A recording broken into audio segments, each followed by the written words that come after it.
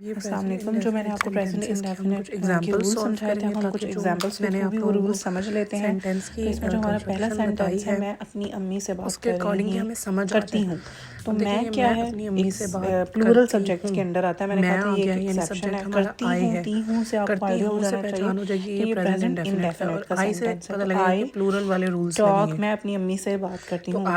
देखिए आई आया subject, talk is the verb, बात टू करती माई, हूँ मैंने कहा था कुछ तो मैं एडिशंस अपनी होती हैं अम्मी से हमारी बात करती हूँ तो I talk to my mother. देखिए इसमें वर्ब के साथ और हमने मदर कोई क्या है, एस नहीं लगाया क्योंकि हम आपका लोगों ने ऑब्जेक्ट हो प्लूरल जाती है यहाँ पे। सब्जेक्ट आई वाले talk rules to follow my करें। मदर। अब देखिए आई नेगेटिव के में साथ आएगा हमने आई डू कहा था जब नॉट वर्ब की फर्स्ट फॉर्म के टॉक साथ टू एस माई नहीं आएगा तो मदर। साथ में नेगेटिव सेंटेंस में क्या मैं आएगा, अपनी डू अम्मी से आएगा, बात डू नहीं नॉट करती। आएगा। तो जब और मैं अगर अपनी हम अम्मी से इसको बात नहीं इंटेरोगेटिव करती में हूँ तो लेके आई आए डू यानी नॉट सवालिया टॉक टू में, माई मदर।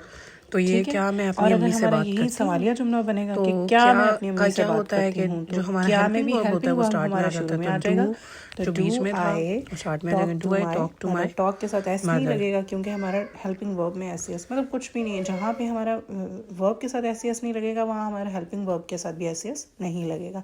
और मदर के बाद क्वेश्चन मार्क इज मस्ट। इसके बगैर मार्क्स कटते हैं। नेक्स्ट सेंटेंस हमारा आ जाता है कि बावर्ची खाना पकाता है। अब देखें बावर्ची सिंगुलर सब्जेक्ट को शो कर रहा है, सिंगुलर सब्जेक्ट है और पकाता है ता है से हमें पता लगे कि ये प्रेजेंट इंडेफिनिट का सेंटेंस है। तो बावर्ची को हम कुक भी कहते हैं, शेफ़ भी कहते हैं। तो द कुक और शेफ़। अब देखें हमने कहा था कि जब सिंगुलर सब्जेक्ट होगा तो वर्ब की फर्स्ट फॉर्म के साथ एस लगेगा या ई एस लगेगा। तो द कुक और शेफ़ कुक्स मील, बावर्ची खाना पकाता है। बावर्ची खाना नहीं पकाता है, द कुक और शेफ़ डज नॉट। अब देखें हम लोगों ने कुक वाले का एस जो है वो हेल्पिंग वर्ब के साथ लगा लिया, यानी डज नॉट, फिर हम कुक के साथ एस नहीं लगाएंगे और साथ हमारा मील आ जाएगा। ठीक है।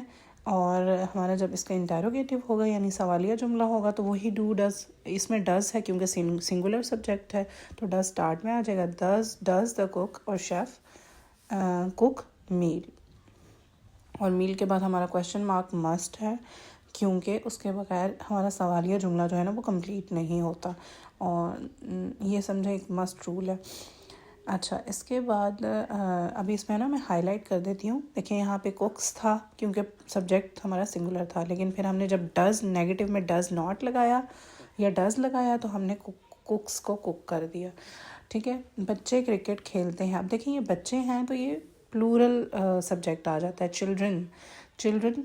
तो हम लोगों के अब हमारे सब रूल्स में था कि जहाँ सिंगुलर प्लूरल सब्जेक्ट होगा तो वर्ब के साथ फर्स्ट फॉर्म के साथ एस एस नहीं लगेगा। तो चिल्ड्रन प्ले क्रिकेट, चिल्ड्रन। अब नेगेटिव होगा कि बच्चे क्रिकेट नहीं खेलते हैं, children do not play cricket. और अगर हम यही सवालिया जुमला करेंगे, इंट्रोगेटिव कहेंगे, जो भी आप कहना चाहें, तो ये हो जाएगा डू चिल्ड्रन प्ले क्रिकेट।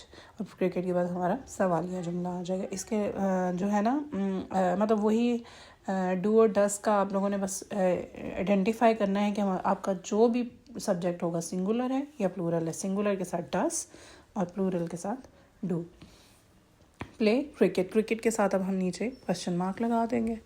अब ये हमारा कंप्लीट हो जाएगा। इधर भी मैं हाईलाइट कर देती हूँ कि हमारा किस तरह से सब्जेक्ट था और क्या उसका हम लोगों ने चीज़ें, ये देखें चिल्ड्रन थे, उसके साथ प्ले लगाया, फिर चिल्ड्रन डू नॉट कर दिया और डू चिल्ड्रन प्ले क्रिकेट।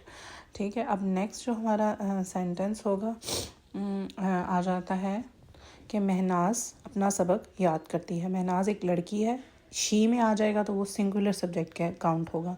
तो महनाज अब सबक याद करने को लर्निंग द लेसन कहते हैं। तो लर्न्स, क्योंकि ये प्रेजेंट इंडेफिनिट है तो महनाज है भी सिंगुलर तो हम लिखेंगे वर्ब के साथ एस लगा देंगे। महनाज लर्न्स हर लेसन, लेसन सबक को कहते हैं। अपना सबक याद करती है इसलिए हमने हर लेसन लिखा है। महनाज, अब देखिए लर्न के साथ एस है यानी वर्ब की फर्स्ट फॉर्म के साथ, तो हम लोगों ने अब कौन सा हेल्पिंग वर्ब यूज़ करना है कि सिंगुलर सब्जेक्ट के हिसाब से। तो Mahnaz does not learn her lesson.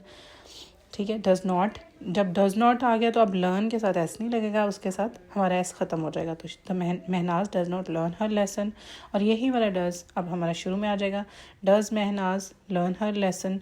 और उसके बाद हम अपना क्वेश्चन मार्क डालेंगे और हमारा ये सेंटेंस कंप्लीट हो जाएगा। मुझे उम्मीद है कि ये इन एग्जांपल्स के थ्रू और मेरे सारे वो रूल्स के थ्रू आपको ये चीज़ प्रेजेंट इंडेफिनिट बड़े अच्छे से समझ आया होगा। कोई क्वेरी हो तो you can ask in the comment section, और भी जो चीज़ें आप कोई सजेशंस देना चाहे तो वो भी दे सकते हैं। Thank you so much.